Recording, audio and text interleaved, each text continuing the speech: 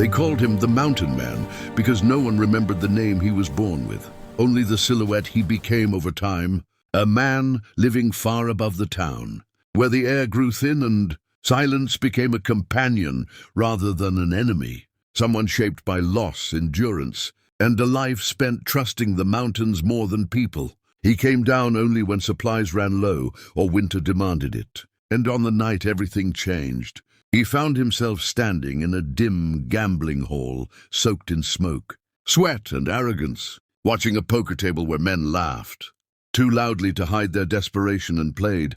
as if tomorrow didn't exist, while cards slapped wood like verdicts being passed. Across from him sat Calder Voss, a man infamous for his recklessness, whose confidence grew louder with every drink and every loss, a gambler who mistook noise for power. And beside Calder sat his wife, Ilara, quiet in a way that felt deliberate, her posture calm, her expression controlled, a woman the men openly dismissed as worthless because she refused to perform for them, refused to flatter their egos, refused to become entertainment in a room that thrived on humiliation. The Mountain Man noticed her not because she was beautiful, though she was, but because she was watching everything. The way her eyes followed hands, expressions, and reactions with a precision that suggested calculation rather than fear. The game stretched on, chips disappearing, tempers rising, and when Calder finally ran out of money,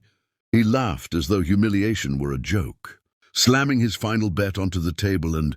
in a moment that made the air turn cold, pushing Ilara forward as if she were nothing more than another chip, declaring her useless, a burden, a fair wager. The room froze, not with outrage, but with anticipation, men leaning forward to witness something shameful, yet irresistible. And Ilara rose on her own before anyone spoke, her face unreadable, her dignity intact, while the Mountain Man felt something stir inside him, not triumph, not desire, but recognition of a line being crossed that could never be uncrossed. When the cards were revealed and Calder lost everything in a single breath, the silence became heavier than noise, and the Mountain Man did not smile or celebrate, only stood, nodded once, and turned away from the table, refusing to touch or claim what the room believed he had won. Ilara followed him without hesitation, stepping into the cold night as if she had already decided her path. The mountain road swallowing,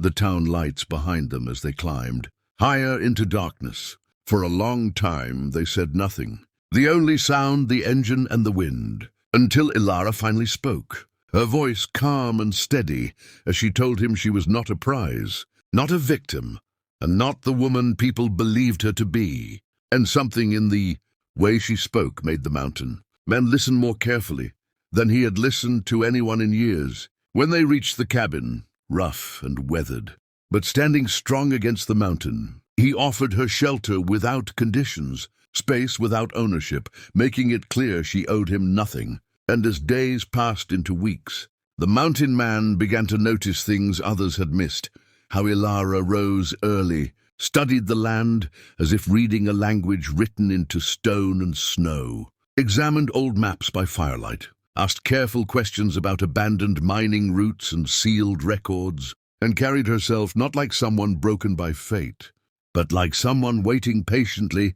for the right moment to reveal who she truly was. As winter tightened its grip on the mountain and snow buried the world in silence, Ilara's true story unfolded not through emotion, but through precision, until one long night, by the fire, she finally revealed the secret Calder had never known, and the town had worked hard to erase, that she was the last surviving heir to a valuable claim hidden deep beneath the mountain, a claim rich not just in resources but in truth, deliberately wiped from official records after powerful men staged an accident. Years earlier, an explosion that killed her family and turned justice into rumor. She spoke without bitterness, explaining how survival had forced her into choices she never wanted, how marrying Calder had been a calculated act rather than love, a way to stay close to the town's inner circle, to learn which men still held influence